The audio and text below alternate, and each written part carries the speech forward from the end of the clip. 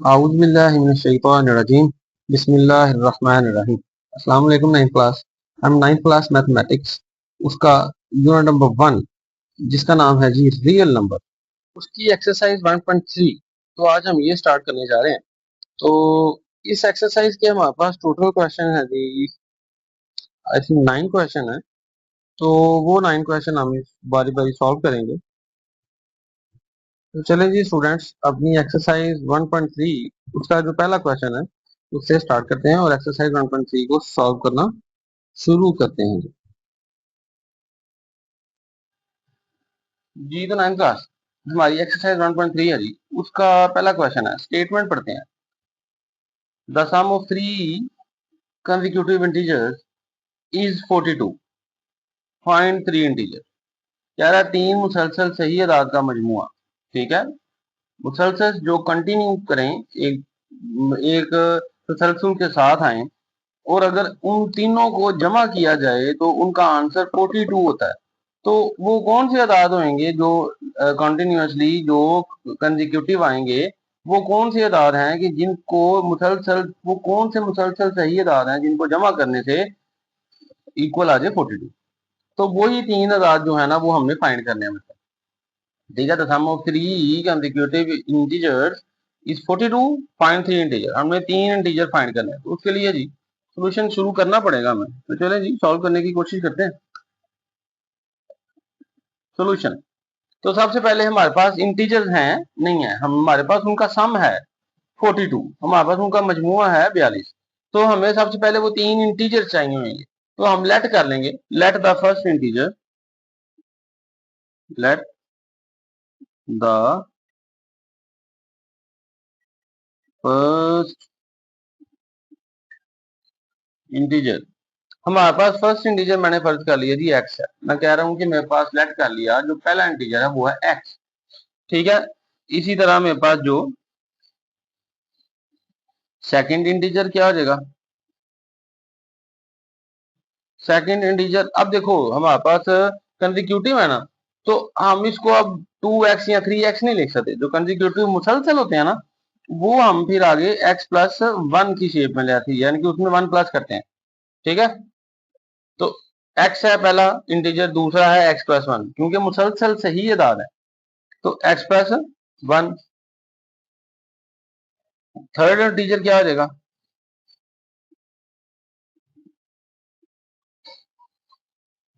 Third integer हो जाएगा जी x plus 2।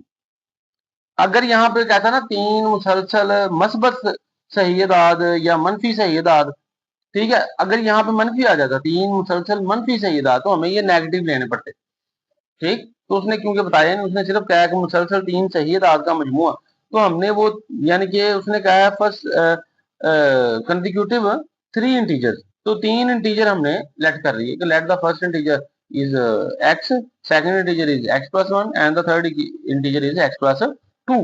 अब वो कंडीशन लगा रहा है, क्या कंडीशन क्या लगा रहा है, कंडीशन लग रही है कि इनका सम, सम ऑफ 3 कंसेक्यूटिव इंटीजर, इन तीनों का सम हमने अब सम करना है। ये इस पे अप्लाई करनी है condition, according to given condition लिखेंगे जी।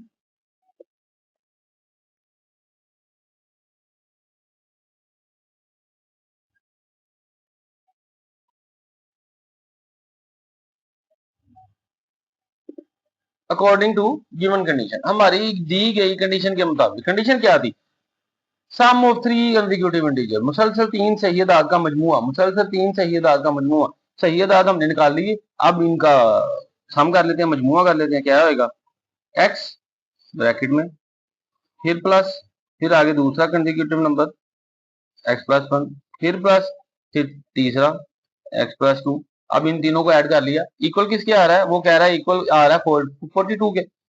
लो जी, हमने कंडीशन अप्लाई कर दी। यहाँ तक क्लियर है, एनी क्वेश्चन नहीं की, क्यों, आसान ही बहुत है। आगे चलते हैं। अब जब ब्रैकेट खुलेंगी तो देखो क्या हो जाएगा, कुछ भी नहीं होगा, x plus 1 plus x plus 2 equal 42। अब बच्चों एक्स वाले कौन से हैं, ये भी एक्स वाला है। ओके, ये वाला, ये वाला और ये वाला, ये सारे एक्स रेज टू पावर 1 वाले हैं, यानी कि इनकी ज्यादा से ज्यादा पावर 1 है, तो ये तीनों एक दूसरे में ऐड हो सकते हैं।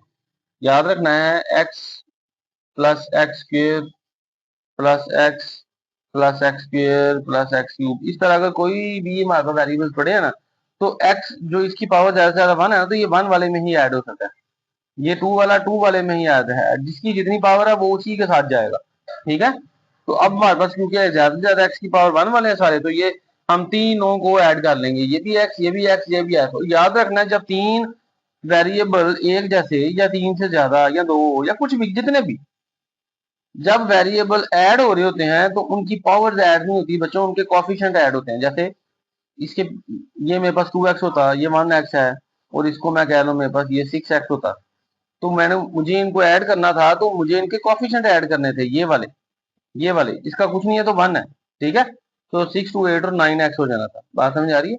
जब वेरिएबल एक ही जैसे ऐड हो रहे होते हैं, तो एक जैसे वेरिएबल जब ऐड हो रहे होते हैं तो उनके कोफिशिएंट जो है अददी सर, क्या अददी सर, ये x है, इसके पीछे अगर 2 पड़ा है तो ये 2 जो है ये इसका अददी सर है। इंग्लिश में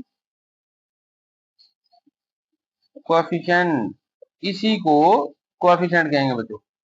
ये वेरिएबल होता है, इसके ऊपर पावर जो होती है उसको एक्सपोनेंट डिग्री या हम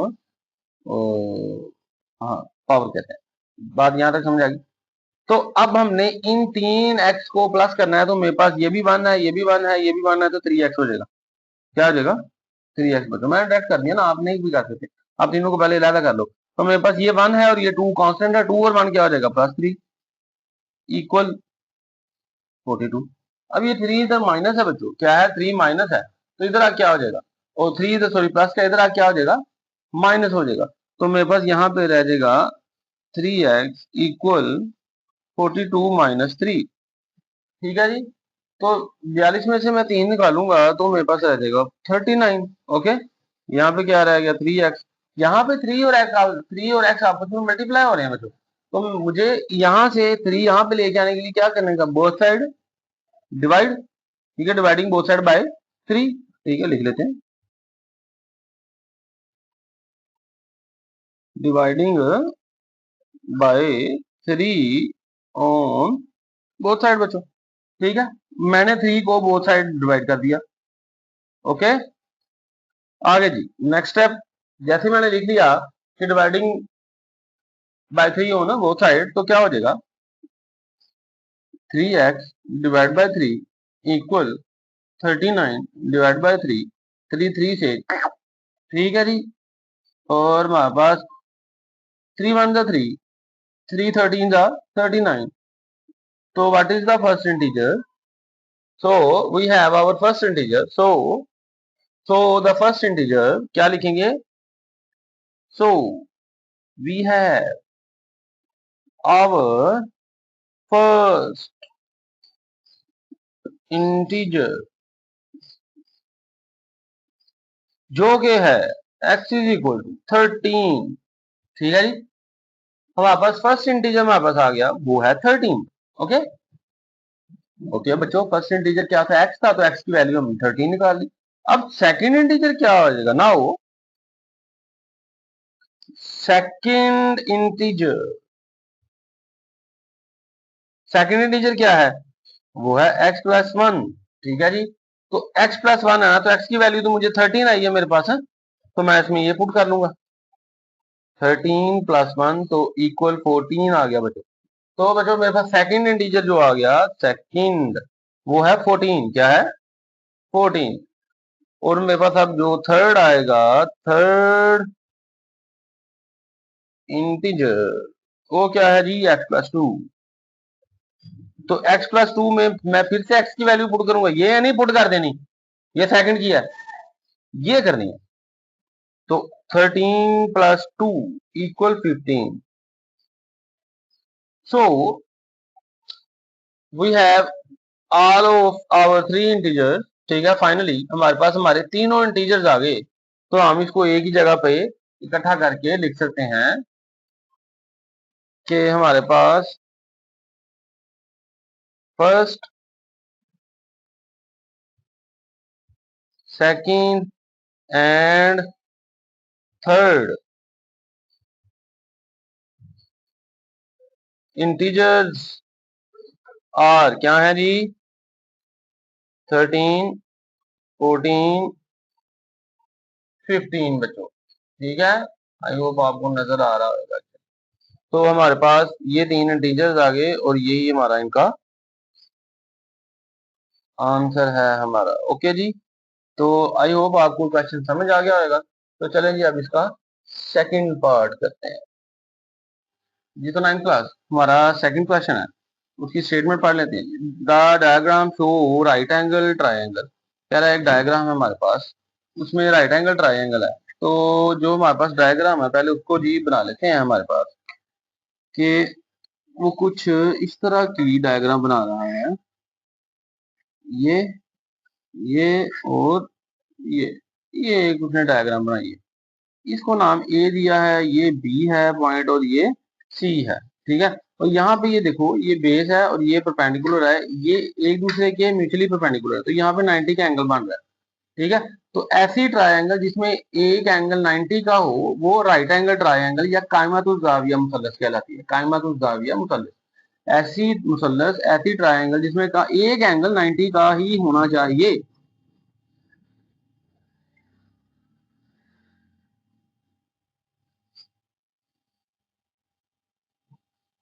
ऐसी मुसल्लिस जिसमें एक एंगल 90 का ही होएगा उसे क्या कहते हैं? कायमतुल जाविया मुसल्लिस या राइट एंगल ट्रायंगल, ठीक है, राइट एंगल ट्रायंगल।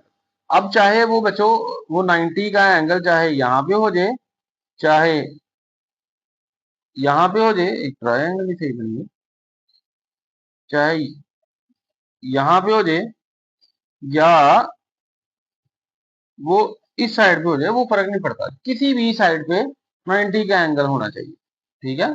और 90 का एंगल कब बनता है? जब दो लाइन एक दूसरे के ऊपर अमूद गिरी हो, ठीक है, दो लाइनें एक दूसरे के ऊपर अमूद गिरी हुई। उसकी एग्जांपल आप ऐसे समझ सकते हैं कि जैसे मेरे पास ये दो लाइन है, ये एक ये है, तो मैं इसके ऊपर सीधी एक इसको अगर खड़ा कर दूं ऐसे बिल्कुल सीधा, तो ये और ये इसके बीच में ये जो एंगल बन रहा है ना, ये वाला, ये 90 का है, ठीक है।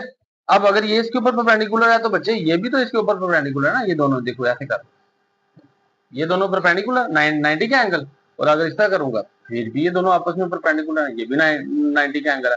तो दोनों एक दूसरे के ऊपर 90 का एंगल बना रहे हैं, ठीक है। तो ये है म्यूचुअली परपेंडिकुलर, एक दूसरे के ऊपर ये दोनों परपेंडिकुलर है, दोनों 90 का एंगल। तो इस तरह की एंगल जो ट्राइंगल होती है उसे क्या कहते हैं? Right angle triangle. तो बात हो रही है कि इस जो राइट एंगल ट्राइंगल हमारे पास उसने फिगर में दी हुई है आपकी क्वेश्चन में, लेट मी सी, हाँ जी। तो उसमें ये जो ए बी है और एक साइड ये है, एक साइड इसकी ये है, ये हमारे पास बेस है, ये परपेंडिकुलर है, ये हाइपोटेन्यूज है, ठीक है। तो बेस की जो वैल्यू है ना उसने दी हुई है, वो कह रहा है right angle triangle in which the length of A C, A C, A C की लेंथ, कायमतुल जाविया मुसल्लस ए बी सी, जिसमें ए सी जो है स्क्वायर रूट 3 और स्क्वायर रूट 5 है, ये जो लेंथ है ना इसकी साइज क्या दिया है? Square root 3 plus square root 5 दिया है जी, सेंटीमीटर में, ठीक है, साथ में लिखना है सेंटीमीटर में। अब कह रहा है फाइंड का, और एक चीज और दी है, कह रहा था एरिया ऑफ एबीसी, एबीसी का जो ट्रायंगल एबीसी है, ट्रायंगल एबीसी उसका जो एरिया है, उसका जो रकबा है, उर्दू में रकबा कहेंगे, रकबा जो है ट्रायंगल एबीसी का वो क्या है? 1 plus square root 15 centimetre square. Area हमेशा स्क्वायर में होता है, ठीक है।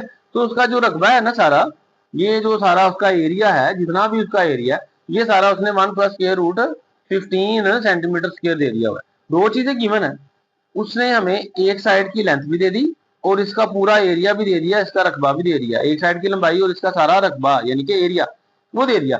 अब कह रहा है फाइंड करो, find the length A B, क्या? तो जिला ए बी की लंबाई मालूम करनी है। ए बी कौन सा जिला? ये वाला परपेंडिकुलर, हमने इसकी लंबाई को फाइंड करना है। क्वेश्चन समझ में आ रहा है कि उसने कायदे की लंबाई दे दी है बच्चे, ये कायदा होता है, बेस कहते हैं इसे, और ये होता है अमूद, अमूद की लंबाई हमने फाइंड करनी है। इसको लिख लेते हैं अमूद, ये है हमारे पास कायदा, ठीक है। और ये होता है वितर, यानी कि इंग्लिश में कहेंगे इसको परपेंडिकुलर, इसको कहेंगे बेस, और ये होता है हाइपोटेन्यूज, ठीक है, हाइपोटेन्यूज, बेस एंड परपेंडिकुलर। तो अगर उसने दो क्या है, हमने ये ए बी की लेंथ फाइंड करनी है जी। ठीक है, तो स्टेटमेंट आई होप आपको समझ आ गई होगी अच्छे से। ओके, तो चलें जी अब अपना क्वेश्चन शुरू करते हैं। तो क्वेश्चन शुरू करने से लिखेंगे जी सॉल्व। तो इसके फौरन बाद हमें पता होना चाहिए कि किसी भी अगर एक राइट एंगल ट्राइंगल है तो उसका एरिया फाइंड करने का फार्मूला क्या होता है। ठीक है, राइट एंगल ट्राइंगल में जो एरिया फाइंड करने का है वो फार्मूला हमारे पास क्या होता है, लेंथ, जो भी उसकी लेंथ है जितनी भी है लेंथ है, और एक लंबाई होती है और एक चौड़ाई होती है हमारे पास, तो उन दोनों को मल्टीप्लाई करेंगे, यानी कि एरिया ऑफ अ ट्राइंगल जो है वो दोनों से मल्टीप्लाई करने से निकलता है। तो बच्चों जो हमें गिवन डाटा है वो लिख लेते हैं। सबसे पहले लेंथ ऑफ ट्राइंगल ए सी, क्या लिखेंगे, लेंथ ऑफ ट्राइंगल, यहां हम लिखेंगे, चलो लेंथ लिखते हैं,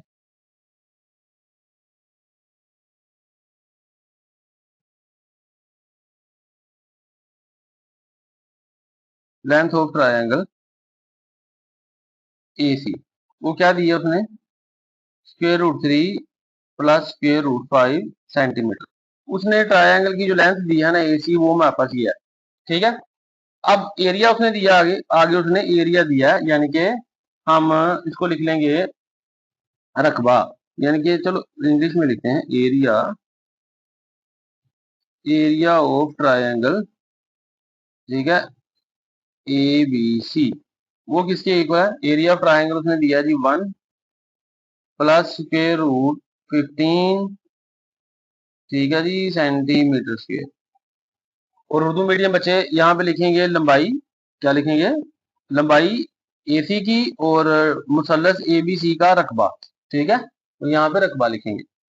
चलें जी आगे, हम जानते हैं कि मुसल्लस का किसी भी राइट जो ट्रायंगल है, कोई भी ट्रायंगल, उसका एरिया का फार्मूला क्या है उसका, सिंस या बिकॉज वी नो दैट, क्या है कि area of triangle, area of triangle equal होता है हाफ, ठीक है,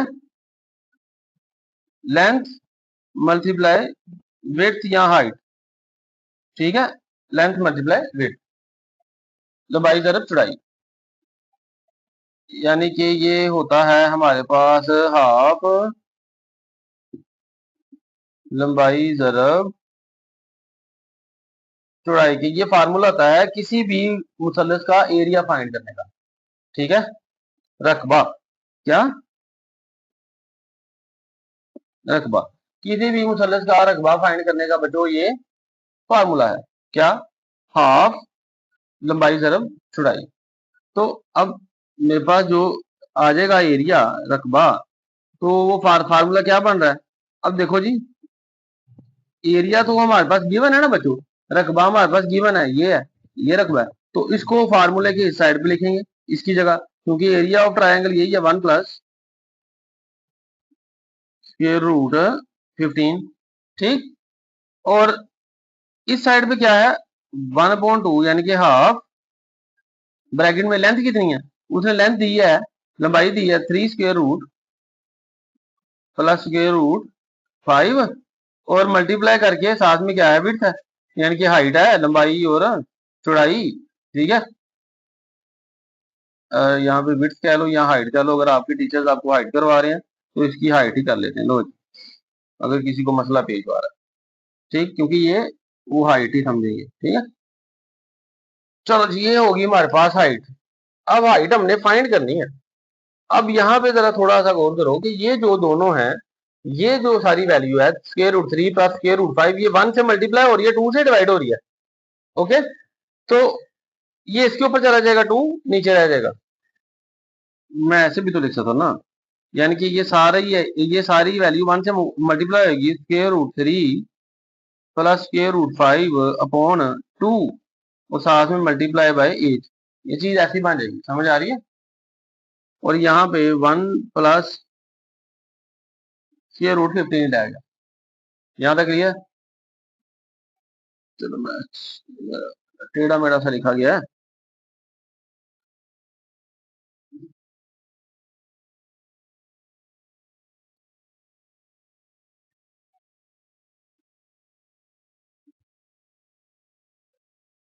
ये चीज बन गई। अब 2 इधर डिवाइड हो रहा है, उस साइड पे जाके क्या हो जाएगा, मल्टीप्लाई। ठीक है, तो multiply by 2 on both side.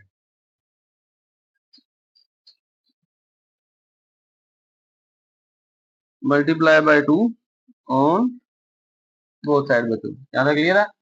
अब मुझे 2 से मल्टीप्लाई करना पड़ेगा जी। तो 2 को मैं इससे भी मल्टीप्लाई कर दूंगा, 2 into 1 plus square root 15 equal, जब 2 इधर भी मल्टीप्लाई करूंगा, square root 3 plus square root 5 divide by 2 multiply as to 2 से फिनिश। ठीक है, ये कर दूं उर्दू मीडियम वालों के लिए, आपको पता लग गया होगा एरिया का फार्मूला क्या है। अब जी मेरे पास यहाँ पे ऊपर क्या रह गया, ऊपर आ गया था 2 इंटू 1 प्लस स्क्वायर रूट 15 और इक्वल रह गया था, ये तो 2 2 से कैंसिल हो गया ना, तो मेरे पास 3 plus 5 square root, 3 square root plus 5 square root into 8, ये रह गया था बच्चों। क्लियर है। अब इस साइड पे 3 square root plus 5 square root 8 से मल्टीप्लाई हो रहा है, तो इधर आगे डिवाइड हो जाएगा, तो dividing both side, dividing by square root 3 plus square root 5 on both side. मुझे इधर भी डिवाइड करना है, तो 2 into 1 plus square root 15 divide by square root 3 plus square root 5 equal square root 3 plus square root 5 divide by square root 3 plus square root 5 multiply by 8, ये इससे ठीक। हमारे पास क्या रह गया, एज रह गया इधर और ये सारी रकम रह गई इस साइड पे। ठीक है, तो अब मैं इसको सीधा करके बच्चों लिख लेता हूँ एज को। ठीक है, तो मेरे पास जो एज की वैल्यू आ गई वो मैं लिख सकता हूँ कि H is equal to 2 into 1 plus square root 15 upon square root 3 plus square root 15, ये रह गया। ठीक है, तो अब जी इसको रैशनलाइज करेंगे। हमने 1.2 में देखा है कि रैशनलाइज करते कैसे हैं, अच्छे से देखा हुआ है कि रैशनलाइज कैसे करते हैं। तो इसको मल्टीप्लाई करेंगे, इसका कॉन्जुगेट लेंगे, कॉन्जुगेट लेने का मतलब इसका साइन चेंज करके न्यूमिनेटर से भी और डिनोमिनेटर से भी मल्टीप्लाई करेंगे, इसको साइन चेंज करके। तो square root 3 minus square root 5, इसको मल्टीप्लाई करेंगे ऊपर भी और नीचे भी, square root 3 minus square root 5। ठीक है, अब यहाँ पे एज चलता आ रहा है, अब ये दोनों आपस में मल्टीप्लाई हो जाएंगे। ठीक, तो मैं लिख लूंगा 2 plus 2 square root 15 into square root 3 minus square root 5 upon, अब देखो ये जो दोनों आपस में मल्टीप्लाई हो रहे हैं ना, ये हमारे पास यही फार्मूला है, क्या आइडेंटिटी है, ए प्लस बी को मल्टीप्लाई किया जाए ए माइनस बी में, यानी कि ए दो वेरिएबल है, एक दफा प्लस के साथ है, एक दफा माइनस के साथ है, तो क्या हो जाएगा ए जा A square plus minus minus B B जा बी स्क्वायर, इसके बीच में प्लस का ए बी और माइनस का ए बी भी आता है। ठीक है, लेकिन वो दोनों कट जाते होते हैं, तो इसलिए वो नहीं लिख रहा। तो यानी कि अगर दो हमारे पास वैल्यूज हो, वेरिएबल हो, एक दफा प्लस के साथ एक दफा माइनस के साथ, तो हम इसको ए स्क्वायर माइनस बी स्क्वायर लिख सकते हैं, साइन को प्लस माइनस करके दोनों का स्क्वायर। अब यहाँ पे देखो, यहाँ भी 3 प्लस 5 है और एक दफा 3 माइनस 5 है, तो इसको भी मैं स्क्वायर माइनस बी स्क्वायर की फॉर्म में लिख सकता हूँ। तो मैं लिख दूंगा 3 का स्क्वायर प्लस माइनस माइनस 5 का स्क्वायर। ठीक है बच्चों, अब ये स्क्वायर रूट से फिनिश हो जाते होते हैं। तो अगले स्टेप में क्या होएगा, ये 2 जो है इस सब से मल्टीप्लाई होगा, 2 into square root 3 minus square root 5, फिर ये 2 स्क्वायर रूट 15 जो है ना, ये भी मल्टीप्लाई हो जाएगा अंदर square root 3 minus square root 5 से, इस वाले सारे ये, यानी कि दोनों जो है ये टर्म में इस सारी से मल्टीप्लाई हो रही है। नीचे क्या रह गया, 3 माइनस 5, यहां तक क्लियर है। इस बच्चे को समझ नहीं आई तो वो पूछ सकता है कमेंट सेक्शन में। अब 2 अंदर मल्टीप्लाई होगा, अब 2 3 से तो जाके मल्टीप्लाई होने से रहा, क्योंकि स्क्वायर रूट वाली वैल्यू है, तो इसके बाहर ही आ जाएगा। तो 2 square root 3 plus minus minus 2 square root, यहाँ पे 15 है, 2 स्क्वायर रूट 15। ठीक है, फिर प्लस, अब ये वाली सारी वैल्यू अंदर जाके इनसे मल्टीप्लाई होगी। ठीक, ये 2 है और इसके साथ स्क्वायर रूट 15 भी है, ठीक है। तो ओहो, यहाँ पे 5 ही है, यहाँ पे 15 क्यों कर दिया फिर? ओके, क्योंकि ये 5 ही था ना, ये स्क्वायर रूट 5 ही है बच्चों। अच्छा जी, अब ये 2 स्क्वायर रूट 15 अंदर जाके सारे थे मल्टीप्लाई हो जाएगा। 2 वन जा 2, क्या 2 वन जा 2, और ये 15 स्क्वायर रूट और 3 स्क्वायर रूट एक ही स्क्वायर रूट के नीचे आ जाएंगे, क्या आ जाएगा 3 multiply 15। Okay, plus minus minus, 2 one जा 2, और ये 5 और 15 भी एक ही स्क्वायर रूट के नीचे मल्टीप्लाई होकर लिखे जाएंगे, ठीक है। और उसके नीचे बच्चों हमारे पास क्या रह गया, माइनस का 2। यहां तक किसको समझ नहीं आई वो पूछ सकता है, ठीक है। तो अब इसके नेक्स्ट स्टेप करते हैं जी। तो उसके लिए हमें ये वाली साइड पे कब्जा करना पड़ेगा जी। लो जी, आगे क्या है, ये 2 स्क्वायर रूट 3, ये 2 स्क्वायर रूट 5, इसको तो मैं ऐसे ही लिख लूंगा 2 square root 3 minus 2 square root 5, इसको ऐसे लिख लिया। अब देखो ये जो है 2 तो वैसे ही है, 15 ये जो बचे, ये जो 15 है, इस 15 को मैं कैसे लिख सकता हूँ, 3 मल्टीप्लाई 5 लिख सकता हूँ इस 15 को, क्योंकि 15 क्या होता है, 15 3 मल्टीप्लाई 5 होता है ना। तो मैं इस 15 की जगह, इस 15 की जगह 3 मल्टीप्लाई 5 लिख रहा हूँ।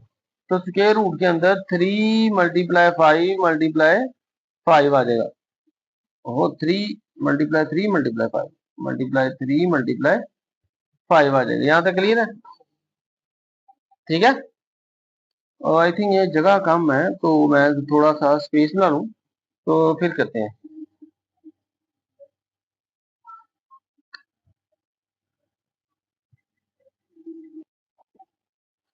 तो बच्चों यहाँ तक आपको क्लियर हो गया।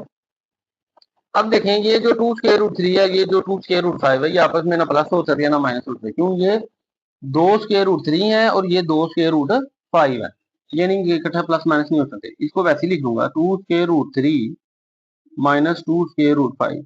अब मैं कोशिश करूंगा इससे मिलते जुलते स्क्वायर रूट 5 वाला इसमें से भी कुछ निकल आए, और स्क्वायर रूट 3 वाला भी निकल आए, और स्क्वायर रूट 5 और 3 इसमें से भी निकल आए, ताकि हम इन दोनों को टिकाने लगा सकें, ठीक है। तो हमें इनकी शक्लें भी इन जैसी करनी पड़ेंगी, ठीक। तो उसके लिए क्या करना पड़ेगा, ये जो 2 है ये तो वैसे ही आ गया, स्क्वायर रूट के अंदर 3 भी है, और मल्टीप्लाई 15 बच्चों क्या होता है, मैं 15 को 3 मल्टीप्लाई 5 लिख सकता हूँ, क्योंकि 15 है तो 3 5 का 15, ठीक। माइनस ये 2 वैसे ही आ जाएगा। अब ये स्क्वायर रूट 5 तो वैसे ही है, अब यहाँ पे फिर 15 है, इसको फिर मैं 3 मल्टीप्लाई 5 लिख सकता हूँ, पर इस दफा मैं 5 मल्टीप्लाई 3 कर दूंगा आगे पीछे, ठीक है। और नीचे नीचे मेरे पास बच्चों माइनस 2 ही आ रहा है, ओके। अब जरा देखते हैं, ये 2 स्क्वायर रूट 3 तो वैसे ही लिख लेंगे, माइनस 2 स्क्वायर रूट 5 भी वैसे ही लिख लेंगे। अब देखो मेरे पास ये क्या है, ये स्क्वायर रूट 5 है, ये जो स्क्वायर रूट है ना ये 5 का भी है और 3 का भी है। अब मेरे पास अगर कोई भी दो वैल्यूज ऐसे मल्टीप्लाई हो रही हो, बेस एक जैसी है ना, मल्टीप्लाई हो रही है, तो पावर ऐड हो जाती है दोनों की, इसकी भी 1 है इसकी भी 1 है, तो 2 हो जाएगा, है ना। दो बेस एक जैसी मल्टीप्लाई हो रही हो तो पावर ऐड हो जाती है, यानी कि इसकी पावर 1 है इसकी पावर 1 है, तो मैं लिख सकता हूँ 1 + 1 तो बराबर हो जाएगा 3 की पावर 2, ठीक है। यही मैं रूल अप्लाई कर रहा हूँ। अब इसमें 3 दो दफे है ना, तो मैं लिख लूंगा +2, इस स्क्वायर रूट पहले बताओ किसका है, दोनों का है ना, ये बल्कि इन तीनों का है, तो ये तो हो जाएगा मेरे पास 3 का स्क्वायर, ठीक है। आगे मैं जो मल्टीप्लाई करके ना, ये जो मैं डॉट लगा रहा हूँ, ये मल्टीप्लाई 5 का स्क्वायर रूट लहदा लिख देता हूँ, क्या 5 का स्क्वायर रूट लहदा, क्योंकि स्क्वायर रूट इन सारी वैल्यूज का, तो मैंने 5 को लहदा कर लिया और 3 स्क्वायर रूट को लहदा कर लिया। अब -2 वैसे ही, अब यहाँ भी देखो 5 दो दफा है, तो मैं 5 का स्क्वायर ले लूंगा, ठीक है, क्योंकि पावर 1 1 है तो ऐड हो जाएंगी, और साथ में मल्टीप्लाई करके स्क्वायर रूट 3 अलहदा लिख लूंगा, क्योंकि ये रूट इन सब का, तो 3 का भी अलहदा दे दिया, नीचे -2। अब ये रूट स्क्वायर बच्चों इनसे रूट स्क्वायर से कट जाएंगे, तो मेरे पास क्या रह जाएगा, जब रूट कट जाएगा तो खाली 3 रह जाएगा ना, तो यहाँ पे हो जाएगा 2 स्क्वायर रूट 3 -2 स्क्वायर रूट 5। अब ये जब इसका रूट खत्म हो गया तो खाली 3 रह गया, सिर्फ 3 कांस्टेंट, तो 2 3 का 6, साथ में स्क्वायर रूट 5 माइनस ये भी कट गया तो 5 रहेगा, 2 5 का 10 और साथ में स्क्वायर रूट 3 अपॉन -2। अब बच्चों जरा देखो, हमारे पास स्क्वायर रूट 5 जो है, ये भी स्क्वायर रूट 5 है, ये भी स्क्वायर रूट 5 है, ये भी स्क्वायर रूट 3 है, ये भी स्क्वायर रूट 3 है। तो इन सबको इकट्ठा कर लेंगे। तो मैं कर लूंगा जी 2 square root 3 minus 10 square root 3 minus 2 square root 5 plus 6 square root 5 upon -2। बच्चों यहां तक समझ आ रही है? चलो जी आगे। ये स्क्वायर रूट 3 तीन दो दो है और ये स्क्वायर रूट 3 10 है। तो 10 में से 2 जाएंगे तो -8 क्या रह जाएगा? -8। यहां पे रह गया -8 स्क्वायर रूट 3। ये 6 स्क्वायर रूट 5 है और ये 2 स्क्वायर रूट 5 है। तो 6 में से 2 चला जाएगा तो कितना हो जाएगा? Minus plus 3 plus 4 sorry 4 square root 5 नीचे -2। बच्चों यहां तक किस बच्चे को समझ नहीं आई? आई होप सबको आ गई। ये बच्चों ऐसे ही है जैसे मेरे पास ये एक बॉल है, ठीक है, ये रेड बॉल है, ये भी एक रेड बॉल है, ठीक है। तो ये एक एक रेड बॉल है तो मैं इसको 2 रेड बॉल लिख सकता हूँ ना, है ना। तो अगर मेरे पास 2 रेड बॉल है और एक माइनस हो के आगे 5 रेड बॉल है, 5 है ना, तो यानी कि दोनों रेड बॉल है ना। तो 5 में से मैं 2 निकाल दूंगा तो -3 रेड बॉल रह जाएगा ना। तो मैंने इनके साथ भी ये किया, ये 10 स्क्वायर रूट 3 है और ये 2 है स्क्वायर रूट 3। ये इसकी क्वांटिटी बता रहे हैं कि ये स्क्वायर रूट 2 है और ये स्क्वायर रूट 3 जो है 10 है। तो 10 में से 2 जाएगा तो -8, क्योंकि माइनस की वैल्यू बढ़ी है तो माइनस का साइन आएगा। और यहाँ 5 स्क्वायर रूट 6 दफा है, यहाँ 5 स्क्वायर रूट 2 है। तो 6 में से 2 जाएगा तो 4 आ जाएगा। यहाँ पे बड़ी वैल्यू के साथ पॉजिटिव है तो पॉजिटिव आ जाएगा, नीचे -2 वैसे चलता आ रहा है। क्लियर? अब जी आगे चलेंगे। अब ये जो -2 है ना, ये इसका भी डिनोमिनेटर है और इसका भी। तो मैं लिख सकता हूँ -8 स्क्वायर रूट 3 डिवाइड बाय -2 और plus 4 square root 5 divide by -2। ठीक है, माइनस माइनस से फिनिश। 2 1 जा 2, 2 4 जा 8। तो मेरे पास 4 स्क्वायर रूट 3, ठीक है, बात समझ आ रही है। बीच में क्या आ जाएगा? माइनस प्लस माइनस माइनस 2 1 जा 2, 2 2 जा 4, तो 2 स्क्वायर रूट 5। तो बच्चों दिस इज आवर आंसर। अब आंसर वो क्या कह रहा था, जरा देखो हमारी स्टेटमेंट ऊपर जरा देखो कि वो आंसर में कह रहा था, जो आंसर है ना, आंसर में पहले के साथ स्क्वायर रूट 3 आना चाहिए और दूसरे के साथ स्क्वायर रूट 5 आना चाहिए। ठीक है, तो ए और बी की कुछ भी वैल्यू हमारे पास हो सकती है। तो वो हमने जी पहले के साथ स्क्वायर रूट 3 और दूसरे के साथ स्क्वायर रूट 5 लेके आए और ए बी की कोई भी वैल्यू हमने लगा ली।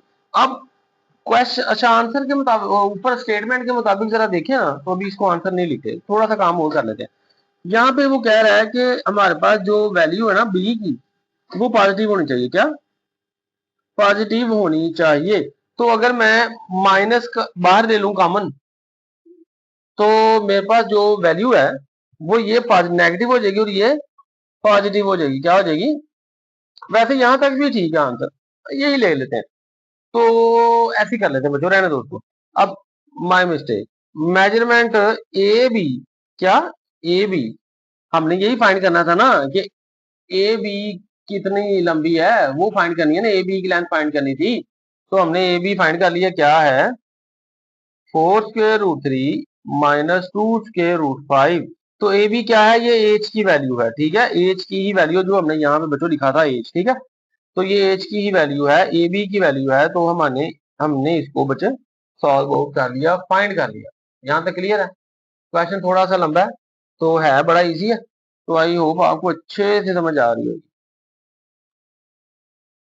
जी। तो 9th क्लास हमारा क्वेश्चन 3 है, एक्सरसाइज 1.3 का। ये स्टेटमेंट देख लेते हैं जी। बात हो रही है रेक्टेंगल है साइड ऑफ लेंथ, एक रेक्टेंगल की एक साइड है। तो हमें पता है रेक्टेंगल इस शेप को कहते हैं जिसकी आमने सामने वाली पैरेलल साइड इक्वल हो, एक जैसी हो साइज में, ठीक है, आमने सामने वाली साइड एक जैसी हो।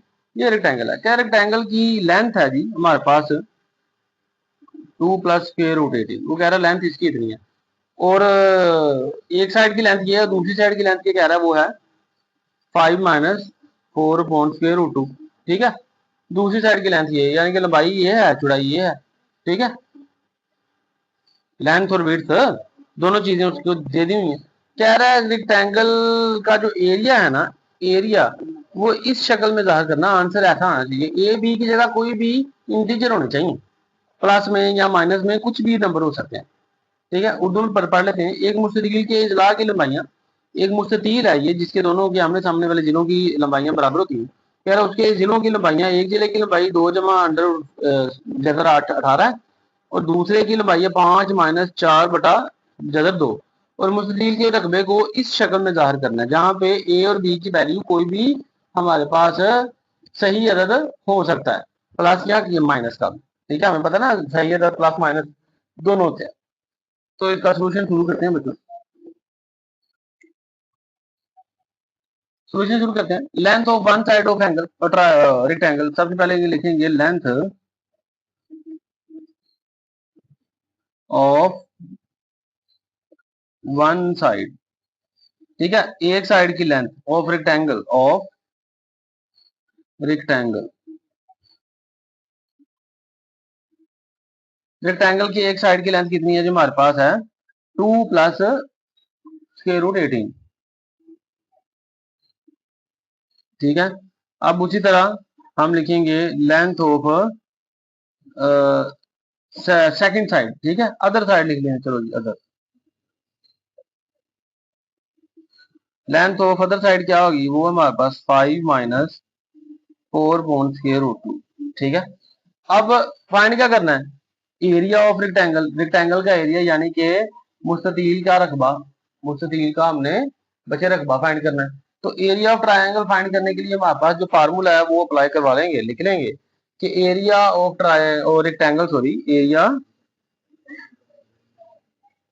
एरिया ऑफ, ये एक स्टेप है, ये दूसरा स्टेप है, ये तीसरा। एरिया ऑफ,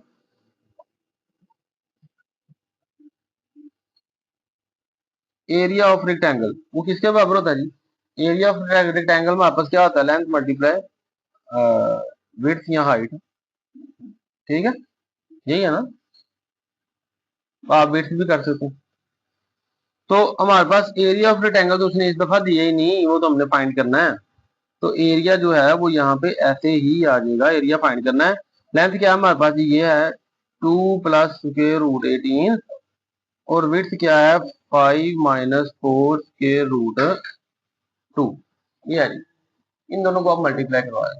इन दोनों को मल्टीप्लाई कराने का रूल आपको पता है, हम मल्टीप्लाई कैसे करवाते हैं बच्चों।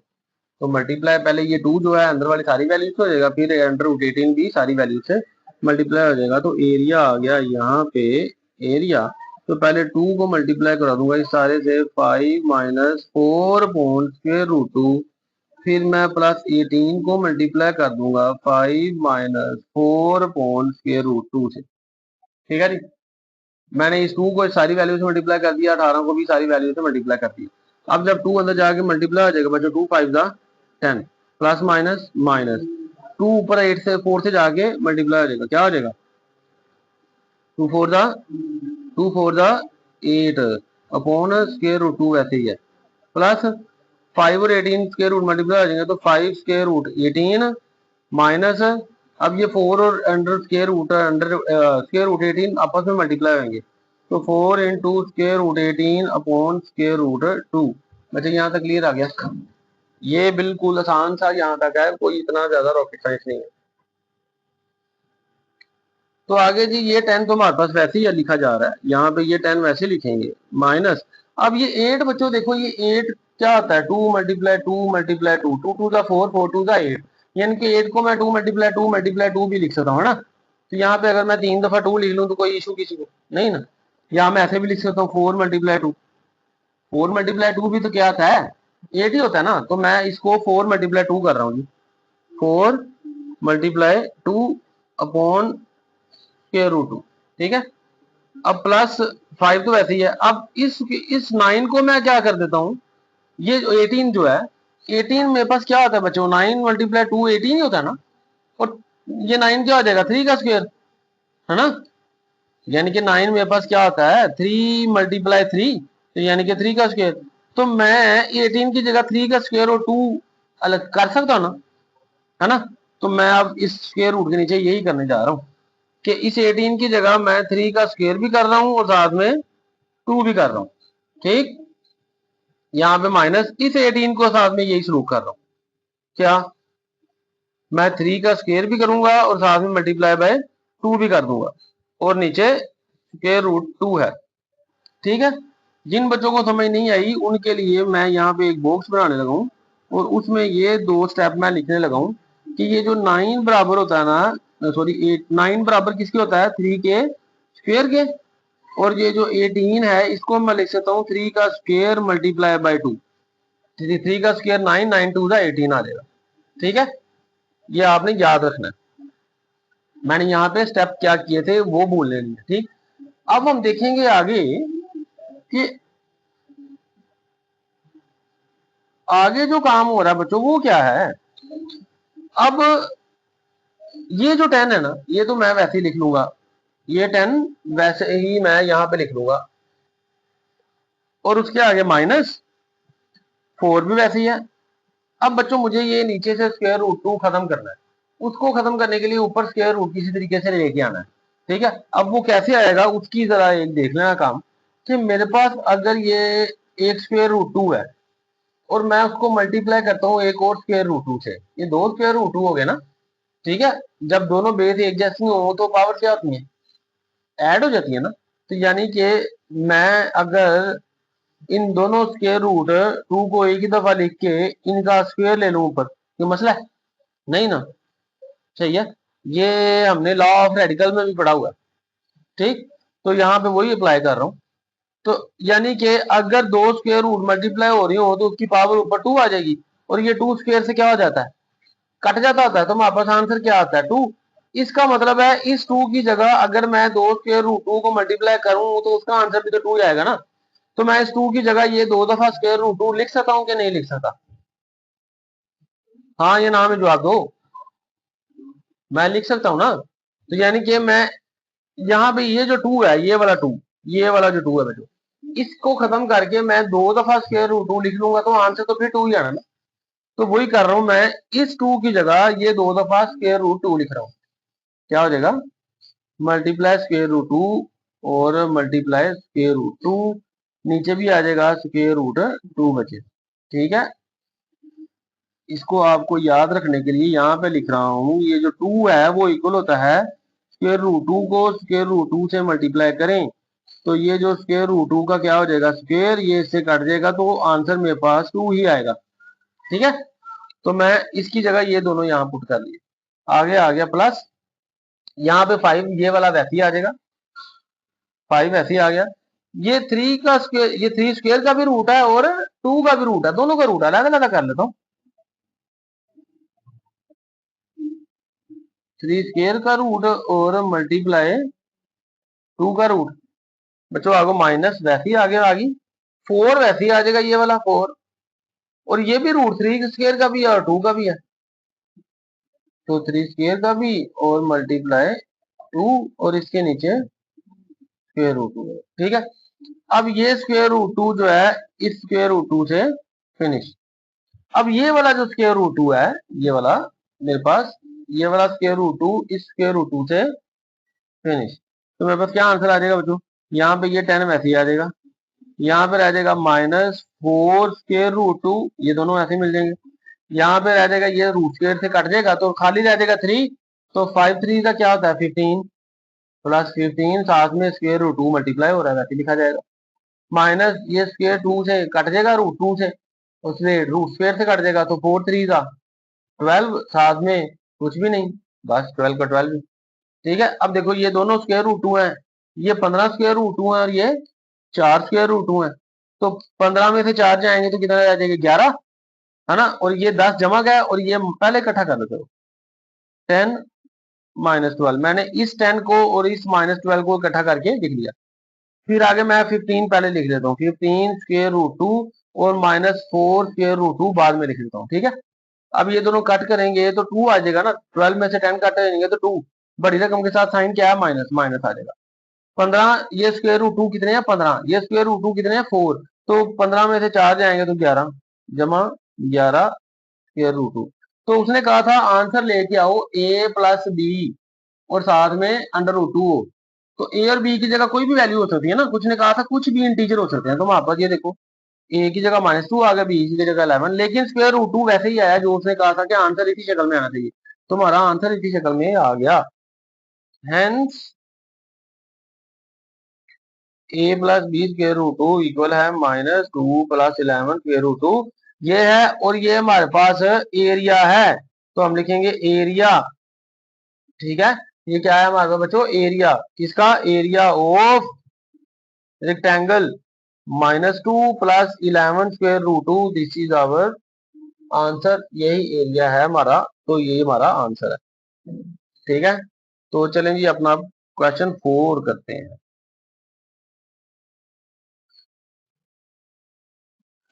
तो 9th क्लास, अगर आप बुक पे आंसर देखो ना तो वो इस शक्ल में नहीं है, जरा उस शक्ल में हम इसको कर लेते हैं। बुक पे आंसर जो है वो प्लस का पहले है 11 स्क्वायर रूट 2 और -2, ठीक है। इस तरह हमारे पास बुक पे जो आंसर है वो ये पड़ा हुआ है, ठीक है। वैसे ये भी आंसर ठीक है, तो लेकिन इसके साथ ना हमें एरिया है ना, तो एरिया हमें मीटर स्क्वायर में चाहिए, किसमें, मीटर स्क्वायर लिखना, नहीं तो एक नंबर कट देगा बच्चों। मीटर स्क्वायर में आंसर है, चाहे ऐसे कर लो चाहे इसके साथ ही मीटर स्क्वायर लगा लो, कोई दिक्कत नहीं है, ये भी आंसर ठीक है, इस शक्ल में लिखना है ऐसे भी लिख लो, ओके जी। जी तो क्लास 9 हमारा क्वेश्चन नंबर 4 है, find the two number who some is 68 and the difference is 22। कह रहा है दो ऐसे अदाद मालूम करें जिनको जमा करने से जिनका मजमुआ, मजमुआ मतलब होता है जमा करना, जमा करने से आंसर है 68 और माइनस करने से फर्क जो उन दोनों का है 22 है, ठीक है। वो दो नंबर फाइंड करते हैं जिनको जमा करने से जवाब 68 आए, 68 आए, और माइनस करने से, तफरीक करने से उसका आंसर 22 है, सम करने से ये और डिफरेंस फाइंड करने से 22। तो हम इसका सोल्यूशन फाइंड करेंगे जी। तो सोल्यूशन फाइंड करने के लिए सबसे पहले हमें तो वो नंबर खुद से फर्ज करने पड़ने हैं ना जिनका ये मजमूआ है, तो करेंगे let let the first number, let first number,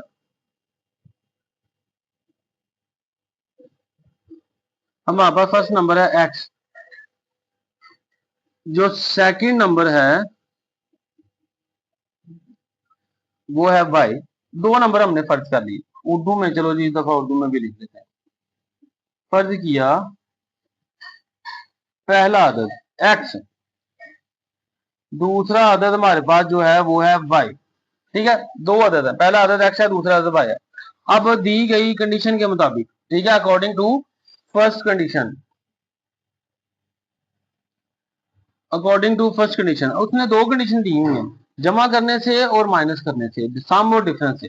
तो जो सम वाली कंडीशन है वो पहली कंडीशन होगी, ठीक है, हु द सम इज 68, तो अकॉर्डिंग टू फर्स्ट कंडीशन,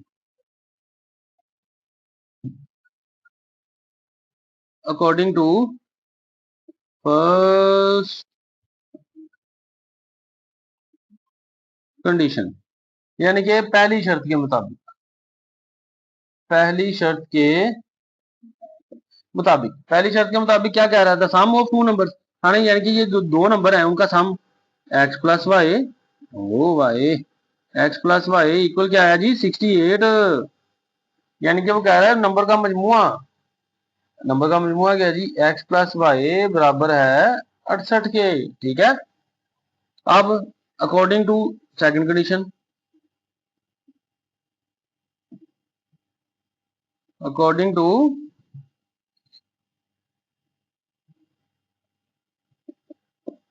दूसरी शर्त के मुताबिक, दूसरी शर्त के मुताबिक क्या है कि दोनों को माइनस करना है तो आंसर 22 आए, दोनों का फर्क 22 है, ठीक है। तो according to second condition x minus Y equal to 22, बच्चों इस इक्वेशन को नाम 1 दे दो, इस इक्वेशन को नाम 2 दे दो।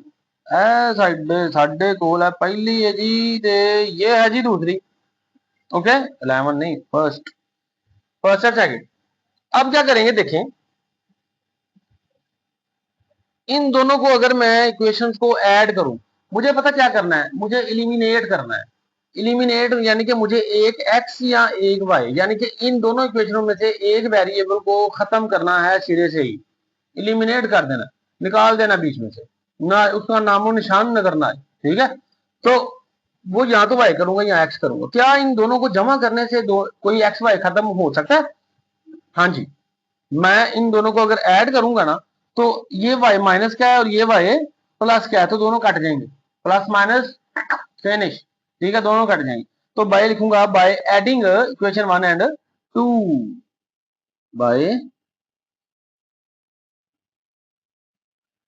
एडिंग इक्वेशन 1 एंड, इक्वेशन को जरा लकवा हो गया देख लेना, इक्वेशन 1 एंड 2 यानी कि मसावात एक और दो को तफरीक करने से, या दो की तफरीक करने से। ओके जी, अब मैं दोनों इक्वेशन को माइनस कर रहा हूं, तो ये वाली को मैं रखूंगा ऊपर, x प्लस वाई इक्वल 68, ये वाली रखूंगा नीचे, x माइनस वाई इक्वल 22। दोनों को मैं ओहो ऐड करना था ना, मसावात एक और दो को जमा करने से, और 10 दिन ही तुझी है, प्लस माइनस फिनिश। ये 2x है तो ये बन जाएगा जी 2x। ठीक है, और ये 60 70 80 90 जी, क्या हो जाएगा 90, हाँ 60 70 80 88 90, यही आ रहा है ना 90 ही, हाँ 90 ही आ रहा है जी, यही आ रहा है। तो इसका मतलब आपका बच्चों भी उर्दू मीडियम वालों तो भी यही आएगा, x plus Y is equal to 68, x minus Y equal to 22, जमा करेंगे ये finish, 2x is equal to 90, इधर 2 मल्टीप्लाई हो रहा है, इधर आके डिवाइड हो जाएगा, 90 डिवाइड बाई 2, तो आंसर आ रहा है जी 45। यानी कि आपका भी बच्चों x की वैल्यू क्या आ गई 45। ठीक है, तो आपने भी इधर 2 से डिवाइड करना है ना, 2 से डिवाइड इधर बोथ साइड हो जाएगा, इधर भी और इधर भी, 2 2 से फिनिश, तो 2 1 2 2 45, x की वैल्यू 45 आ गई। अब चूंकि क्योंकि हमने x की वैल्यू फाइंड कर ली है, अब हम पहली इक्वेशन में या दूसरी इक्वेशन में किसी में भी रख के y की वैल्यू को फाइंड आउट कर सकते हैं। ठीक है, वो एज यू विश, आप इन दोनों में से किसी इक्वेशन में भी, चाहे फर्स्ट में चाहे सेकंड में, पुट करो और सॉल्व करो।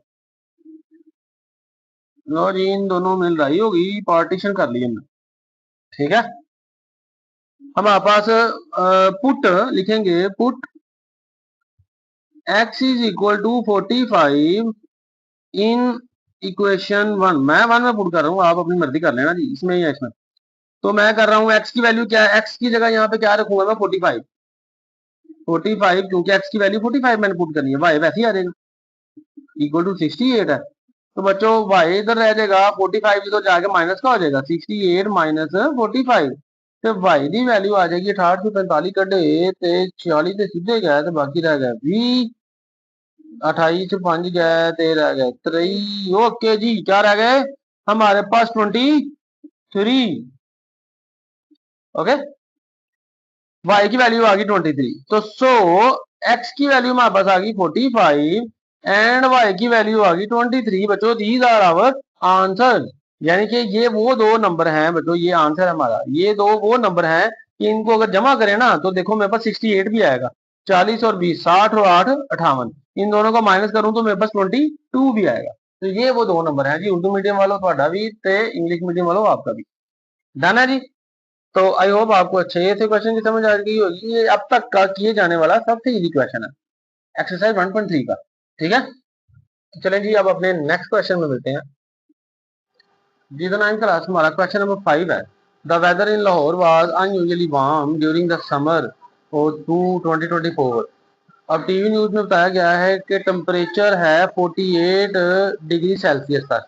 ठीक है, 48 डिग्री सेल्सियस तक टेम्परेचर है, तो कह रहा है by using this formula find the temperature in Fahrenheit. यही टेम्परेचर है 48, इसको हमने कन्वर्ट करना है फ़ारेनहाइट में। ठीक है, उर्दू मीडियम वालों के लिए छोटी सी मैंने हेडिंग ली थी है कि वो कह रहे हैं 2024 में एक दिन का मौसम जो है ना वो 48 सेंटीग्रेड तक है, इस कुलिये का इस्तेमाल करें और आंसर जो है ना इसको फ़ारेनहाइट में तब्दील करना है। तो हमने सिंपल क्या करना बच्चों, हमने फार्मूला लिखना है। फार्मूला क्या है, हमारे पास है जी डिग्री फ़ारेनहाइट बराबर होता है 9.5 डिग्री सेल्सियस प्लस 32, यानी कि सेंटीग्रेड और फ़ारेनहाइट।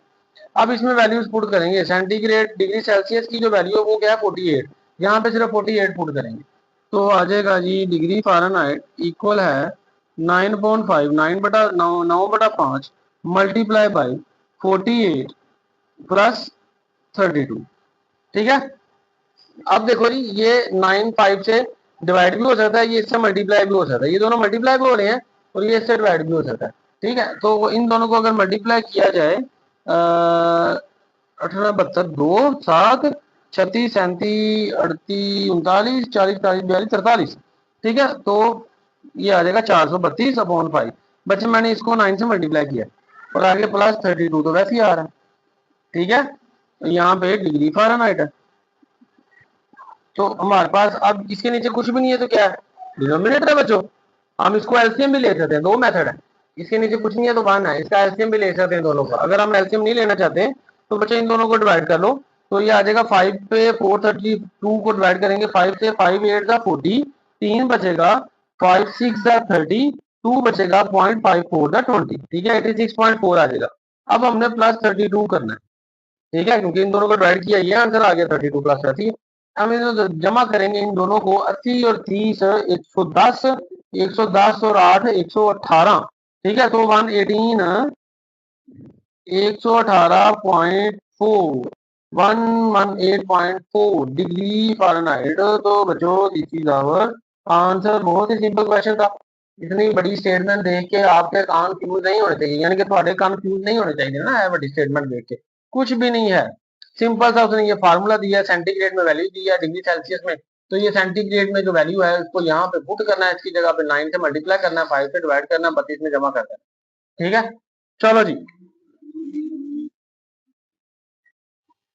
जी तो नाइन क्लास हमारी एक्सरसाइज 1.3 उसका क्वेश्चन 6 वो सॉल्व करने लगे हैं और इसकी स्टेटमेंट पढ़ लेते हैं। The sum of the ages of the father and son, बाप और बेटे की उम्रों का मजमुआ, बाप और बेटे की उम्र का मजमुआ कितना है, 72 साल है, यानी कि 72 है। उन दोनों की एजेस को अगर प्लस करें तो 6 ईयर गो, 6 साल पहले, 6 ईयर गो 6 साल पहले, the father age was 2 time, 6 साल पहले बाप की उम्र बेटे से 2 गुना थी। 2 टाइम का मतलब क्या है, डबल थी, 2 गुना थी।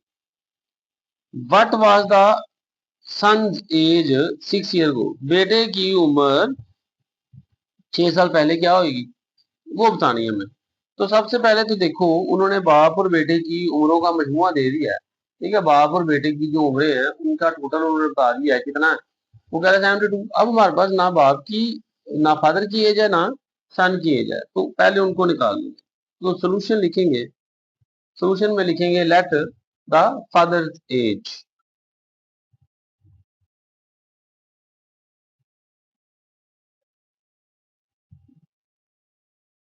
हमारे पास बाप की उम्र क्या है, हमने रख लीजिए एक्स। क्या बाप की उम्र क्या रखनी है बच्चे, क्या रखनी है, एक्स। उसने फर्ज कर लिया है कि बाप की उम्र जो है हमारे पास एक्स है, हमने फर्ज किया। ठीक है, अब आगे सन एज क्या जी, जो बेटे की उम्र है वो हमने रख लिया वाई। बेटे की उम्र क्या है वाई, हमें नहीं पता कि बाप की उम्र क्या है और बेटे की क्या है। उसने सिर्फ कहा है कि फादर एंड सन की जो एज है ना वो टोटल मिला के 72 है। ठीक है, तो हमने लेट कर लिया कि जो फादर एज है वो इक्वल है एक्स के, और जो सन एज है वो क्या है, इक्वल है वाई के। ठीक है, या आप यहाँ पे कई स्टूडेंट्स या कई टीचर्स ये भी करवाएंगे आपको, सन की एज पहले लिखवाएंगे फादर की बाद में, तो एज यू विश। ठीक है, चलो ऐसे कर लेते हैं। अगर आप इसमें नहीं सेटिस्फाई तो यहाँ पे अगर आप पहले लिख दो द सन एज, ठीक है, एंड बाद में फादर एज।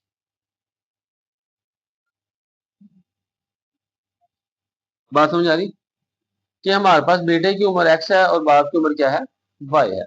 अब उसने कंडीशन बच्चों अप्लाई की है, कंडीशन अप्लाई की है कि उन दोनों की एजों को जमा किया जाए तो आंसर आता है 72, 72 द सम ऑफ एजेस। तो कंडीशन क्या है, ठीक है, according according to given condition,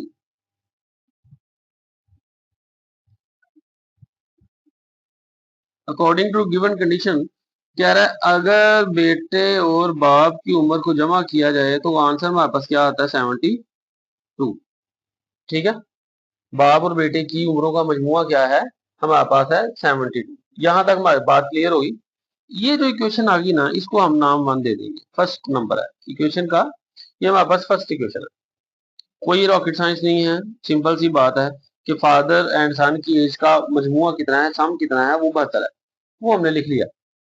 as रख के एक की एक्स है एक की वाई है, तो हमारे पास इक्वल क्या हो गया 72, दोनों को जमा करेंगे। अब आगे बात कर रहा है 6 साल पहले, 6 ईयर अगो, 6 ईयर अगो।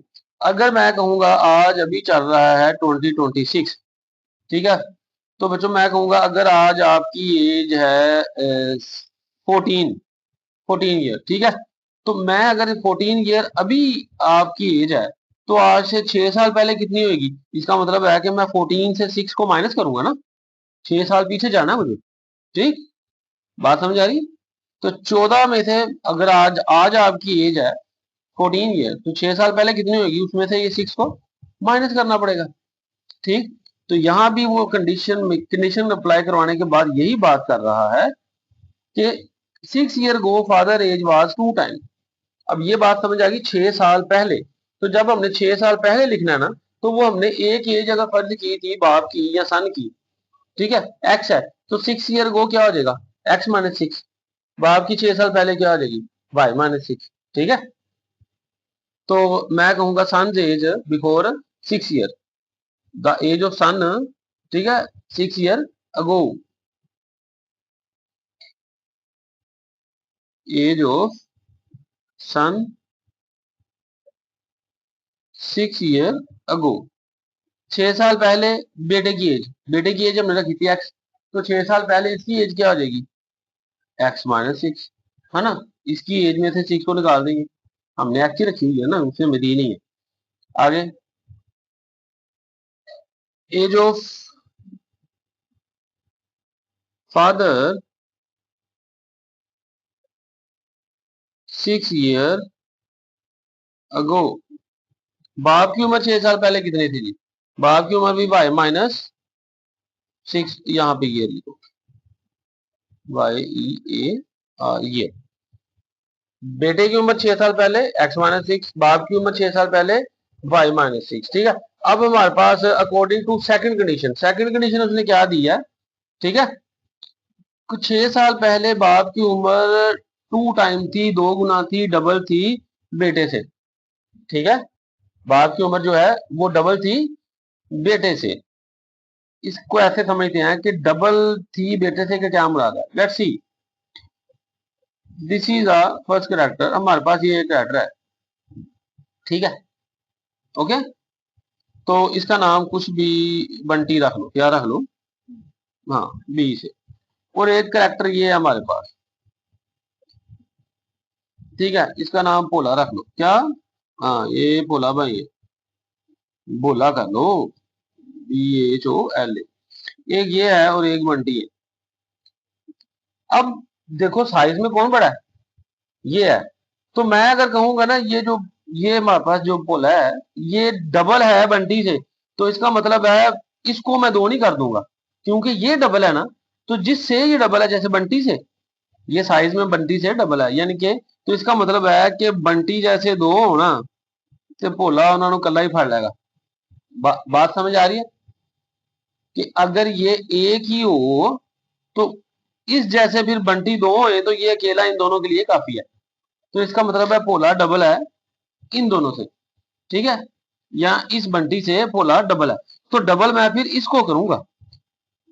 ठीक है, जो डबल होता है ना बच्चे ध्यान से सुनना है कि ये अगर मेरे पास अगर कोई भी चीज डबल है, लेट्स सी कि ये डबल है किन से, बंटी से, तो इसका मतलब है बंटी डब 2 होंगे तो कल्ला भोला बराबर है। बात समझ आ रही है कि नहीं समझ आ रही, ओके, तो इसी तरह उसने कहा है father age was 2 time son age, तो मुझे डबल एज किसकी करनी पड़ेगी, 2 से मल्टीप्लाई किसको करना पड़ेगा, मुझे फादर को करना पड़ेगा कि सन को करना पड़ेगा, क्योंकि फादर की एज है ना डबल सन से, तो मुझे सन को टू से मल्टीप्लाई करना पड़ेगा, सन की एज को 2 से मल्टीप्लाई करना पड़ेगा। ठीक है, जो डबल होता है उसको नहीं 2 कर देते। ठीक है, जिससे होता है वो डबल हो जाता है, क्योंकि ये डबल है इनसे, तो ये 2 होंगे ना, ये तो एक ही बड़ा है इन दोनों के खिलाफ। तो आई होप यहां तक आपको पॉइंट समझ आ गया होगा कि बात क्या हो रही है।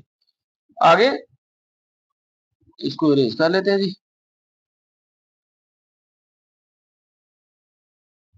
चलो, अब वो कह रहा है father age 2 time the age of son, father की एज जो है वो डबल है सन से। ओके, तो अब लिखेंगे according to second condition, according to second condition. Second condition क्या है कि फादर एज वाज 2 टाइम, तो जो बेटे की एज है ना, ये हमने जो बना ली थी 6 साल पहले। ठीक है, तो इसको मैं 2 से मल्टीप्लाई कर दूंगा, यानी कि 2 इंटू एक्स माइनस 6, और यहाँ पे आ जाएगा बाप की अकेली एज। ठीक है, बात समझ आ रही है। अब 2 अंदर आके बचे, यहाँ पे अगर नजर नहीं आ रहा चले, तो अकॉर्डिंग टू सेकंड कंडीशन, ये जो बेटे की उम्र थी जो x माइनस 6 हमने 6 साल पहले रखी थी, इसको 2 से मल्टीप्लाई कर देंगे, तो बाप की इधर अकेले ही बेटे की डबल हो जाएगी। ठीक है, अब अंदर जब मल्टीप्लाई होगा तो हो जाएगा 2x minus 12 is equal Y minus 6। यहां तक की बात पूछनी। ठीक है, क्लियर।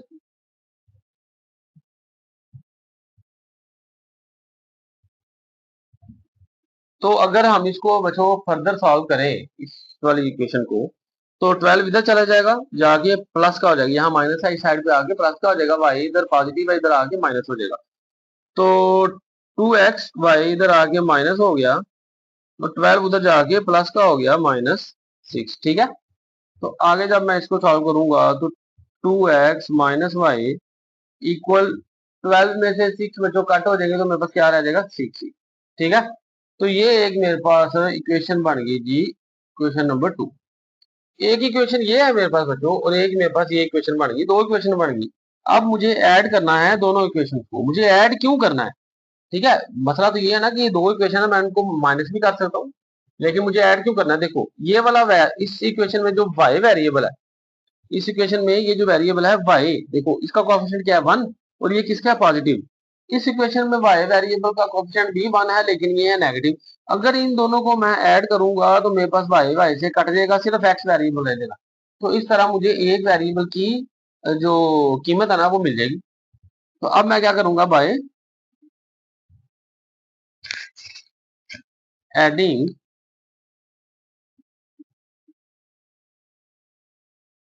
इक्वेशन 1 एंड 2, इक्वेशन 1 और 2 को ऐड करने से। इक्वेशन 1 क्या है जी, x plus Y equal 72। Equation 2 क्या है जी, 2x माइनस वाई इक्वल 6। ये प्लस वाई ये माइनस वाई खत्म। 2 और 1 क्या आ जाएगा 3x, यहाँ पे 72 और 6 78, 78। 3 इधर मल्टीप्लाई वाले साइड पे आके बच्चों डिवाइड हो जाएगा 78/3। तो x की वैल्यू 3 1 3 2 जा 6, और 3 9 जा 18 29।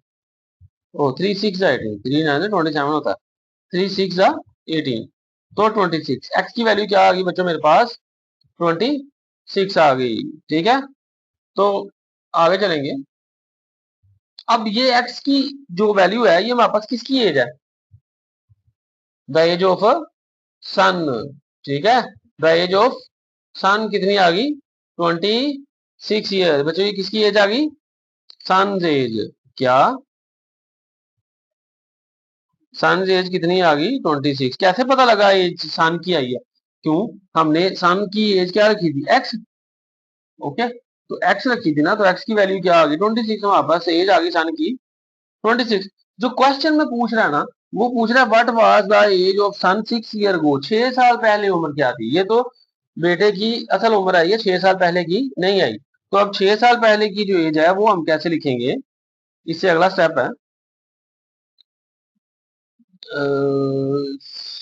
एज ऑफ सन 6, यानी कि ये 6 ईयर अगो। 6 ईयर अगो, बेटे की उम्र 6 साल पहले। तो बेटे की उम्र 6 साल पहले रखी क्या थी हमने, x माइनस 6, तो वो इक्वल आ जाएगा x माइनस 6। तो इसका मतलब x की वैल्यू क्या आई, 26। यहाँ पे 26 x की जगह माइनस 6, तो 26 में 6 काट करेंगे तो कितनी है, 20 ईयर। ये भी ईयर है, इसके साथ भी लिखो। यानी कि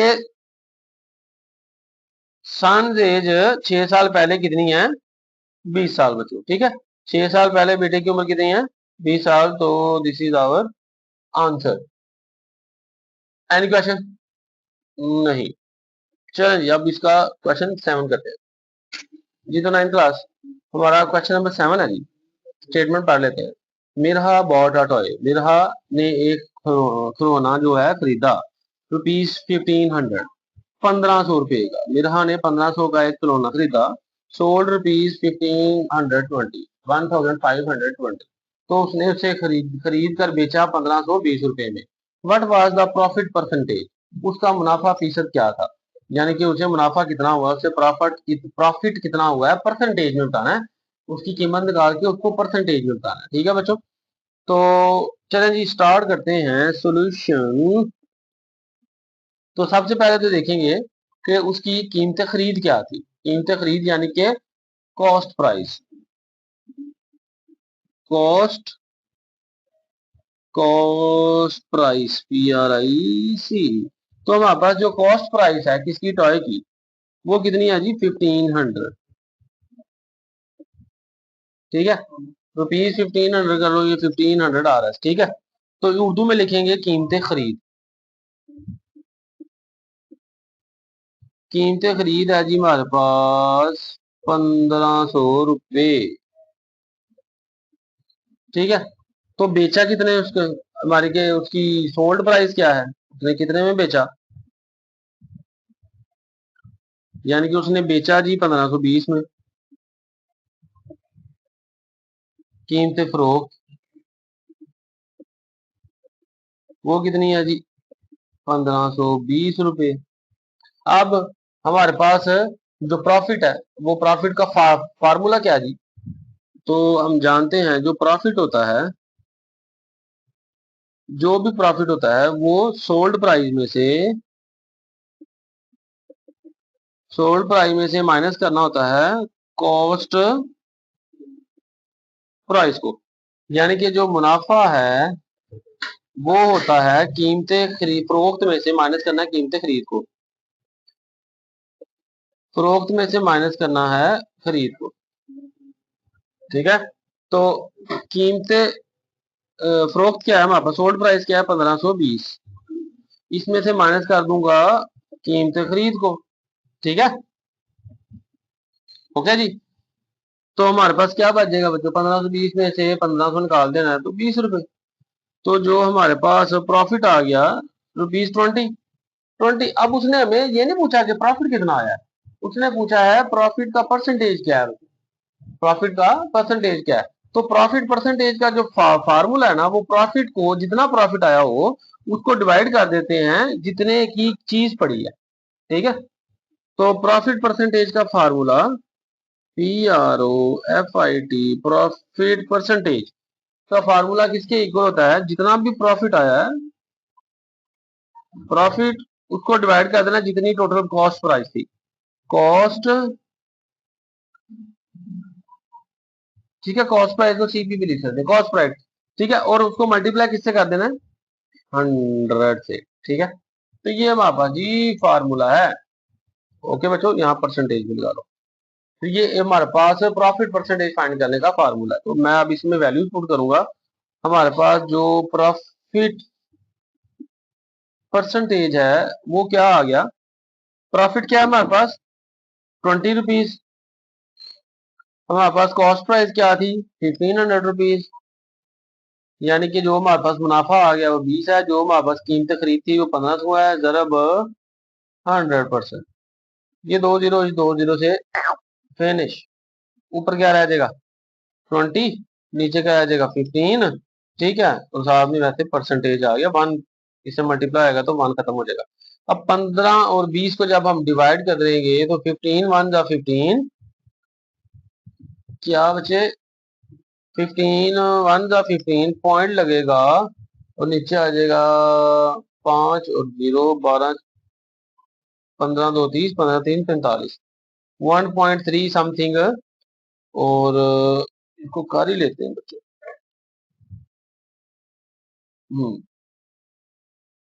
चलो 1.33 ही है, यही आंसर आएगा 1.33%। ठीक। 15 अब कैसे करेंगे, डिवाइड जब करोगे ना कैलकुलेटर पे तो आपको आंसर मिल जाएगा। 15 वन जा 15, 5 कैरी 5 नीचे आ जाएगा, ऊपर पॉइंट लगेगा 0, तो क्या आ जाएगा हमारे पास, तो 15 3 जा 45, फिर पॉइंट लगेगा, फिर 15 3 जा 45, पॉइंट ऊपर से लगा 0 नीचे आ जाएगा, तो हमारे पास यही आंसर है 1.33%। ये उसका प्रॉफिट है। तो उसको जो प्रॉफिट आएगा वो आएगा 1.33%। फीसद का मतलब होता है हर 100 के ऊपर जितना भी प्रॉफिट है। तो ये था हमारा क्वेश्चन नंबर 7। तो चलें जी अपना क्वेश्चन नंबर 8 करते हैं। तो 9 क्लास हमारा क्वेश्चन नंबर 8 है। बात हो रही है the annual income of Tayyab. Tayyab की सालाना आमदनी जो है 9,60,000 रुपये है। While the exempted amount is rupees 1,30,000। ठीक है। How much tax would he have to pay. उसे कितना टैक्स देना पड़ेगा अगर टैक्स का रेट हो 0.75%। ठीक है। तैयब की सालाना आमदनी 9,60,000 रुपये है, जबकि मुस्तशना रकम जो है जिससे वो बरीउल जिम्मा है, ठीक है, जिसपे उसे टैक्स नहीं देना पड़ना, ठीक, वो कितनी है 1,30,000 रुपये। टोटल इनकम उसकी 9,60,000 रुपये है। इसमें से 1,30,000 ऐसे रकम है जिसके ऊपर उसे टैक्स नहीं देना पड़ना, एग्जाम्प्टेड अमाउंट है, यानी कि इस 1,30,000 के ऊपर उसने टैक्स नहीं देना। ठीक है। टोटल रकम 9,60,000 है, 1,30,000 ऐसी रकम है जिसके ऊपर उसे टैक्स नहीं देना। तो जो बाकी रकम है उसके ऊपर टैक्स उसे कितना देना पड़ेगा अगर रेट उसका 0.75% हो तो। अब हमने वही फाइंड करना। सबसे पहले लिख देते हैं annual income of Tayyab. Annual income, हमारे पास जो एनुअल इनकम है तैयब की वो क्या है जी, रुपीज 9,60,000 रुपये। ठीक है। ये क्या है एनुअल इनकम। एग्जाम्प्टेड अमाउंट कितनी है, एग्जाम्प्टेड अमाउंट कितनी है जी, 1,30,000। यानी कि ये ऐसी रकम है जिसके ऊपर टैक्स नहीं देना। तो हमें तो वो रकम चाहिए ना जिसके ऊपर 0.75% टैक्स देना है। हमें वो रकम चाहिए जिसके ऊपर इतना टैक्स देना है। तो वो रकम कैसे निकलेगी, इन दोनों को माइनस करेंगे। ठीक है। तो हमारे पास रिमेनिंग अमाउंट आ जाएगी, रिमेनिंग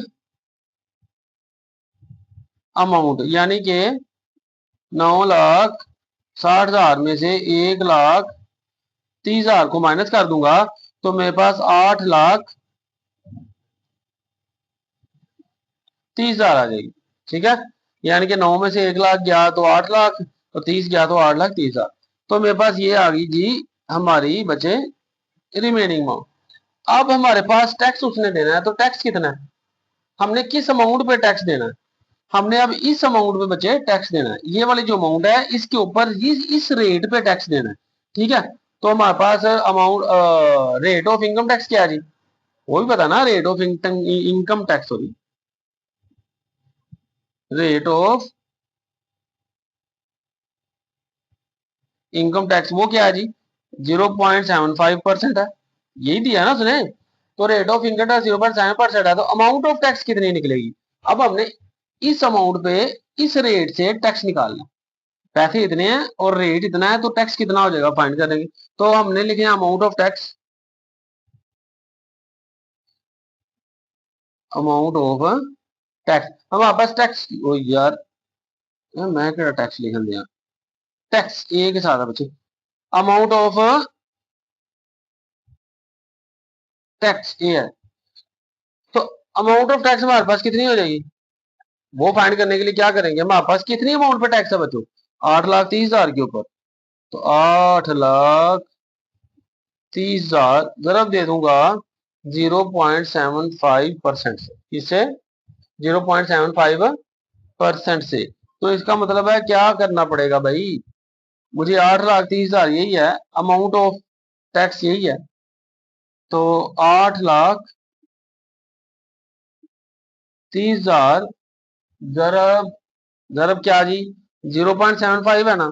अब देखो कि 0.75 है, अगर मैं पॉइंट काटूंगा नीचे क्या आ जाएगा 1, आगे दो रकमें है तो 2 जीरो, तो बन जाएगा 75/100 यानी कि 75/100, ये बन जाएगा ना इसका। तो परसेंटेज है, तो हमें पता है परसेंटेज किसकी इक्वल होता है 1/100। बच्चे परसेंटेज किसके बराबर होता है 1/100 के, है ना। परसेंटेज फीसद, 100 में से एक हिस्सा, है ना, फीसद हर 100 में से एक।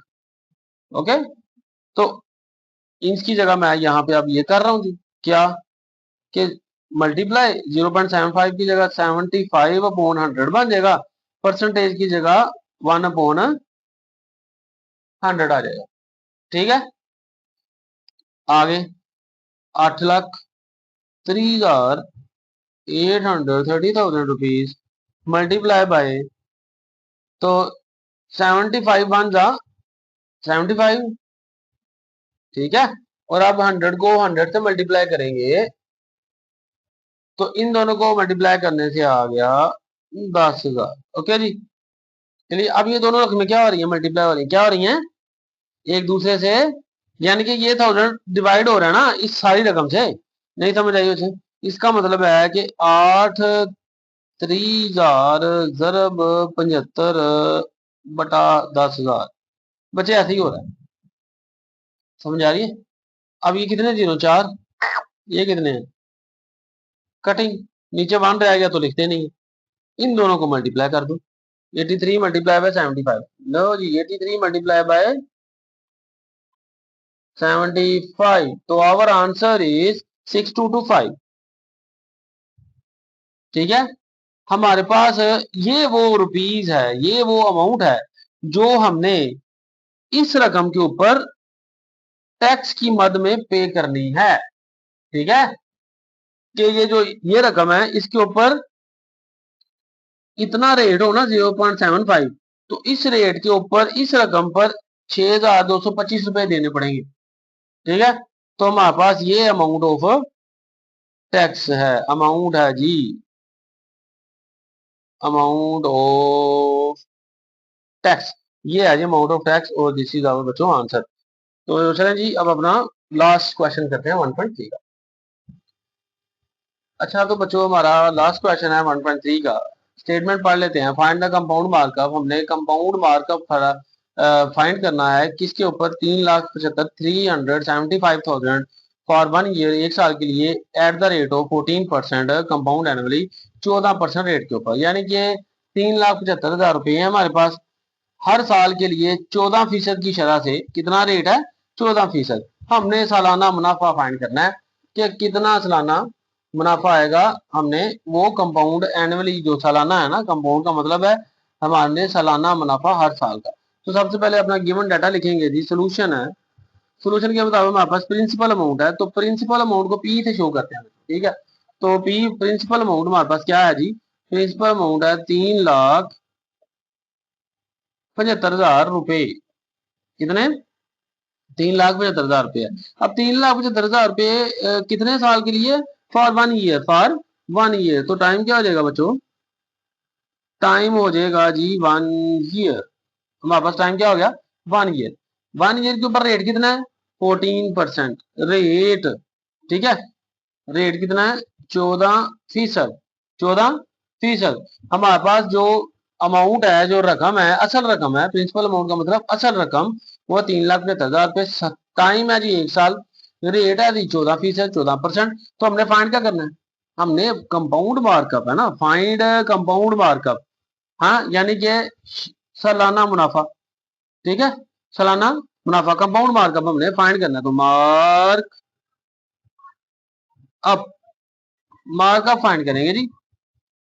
तो मार्कअप फाइंड करने के लिए हमारे पास फार्मूला क्या यूज होएगा, मार्कअप का फार्मूला है आरपीटी। क्या आरपीटी, आरपीटी क्या होती है जी, हमारे पास है देखो जी, मार्कअप फाइंड करने का बच्चों फार्मूला है,